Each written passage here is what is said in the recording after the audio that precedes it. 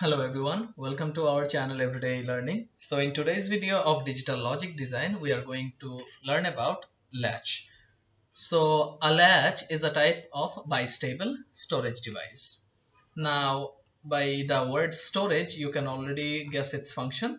And let's see what is a bistable device. A bistable means it will have two states. One is set, which is indicated by the value 1, and the other one is reset, indicated by the value 0. So bistable means it has two states, and latches has basically input output dependent circuits, and in today's video we are going to study about the two latches SR and D. So the first one, SR latch, stands for set reset latch, and it is designed using cross coupled NOR gates. So we can see here that it has input output dependency, the SR latch, and the two outputs here are total complements of each other. So, and this is a active high input SR latch. It is mentioned here, active high input SR latch. Now let's learn more about this one using the truth table below. So whenever the input in S and R is 0 0, the outputs are NC. NC stands for no change. That is, the latch will stay in the previous condition. The output remains the same, whatever the value was stored in the latch previously. Now whenever the input is 0 1, the output is 0 1. 0 stands for reset and 1 stands for set. As the output in Q is 0, that is low, so the latch is in reset stage. Now let's see the next one when the input in S is 1 and R is 0. So we can see that Q will have a high output, that is set, and this one is reset. So the latch is in set condition. Whenever both the inputs S and R is supplied 1, then we can see that Q and Q naught both are 0. That is, the latch in that condition is invalid.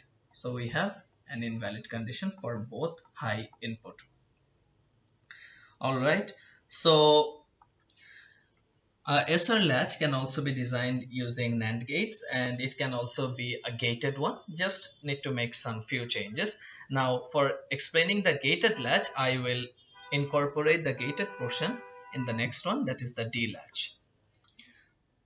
Now you can see on the right side of my screen a gated D latch. So for making it gated, we need to incorporate enable, and using the enable, it can be a gated one. Enable helps to turn on and off the latch, and the D latch is also a cross coupled input output dependent circuit. As you can see the design here, it is prepared using NAND gates.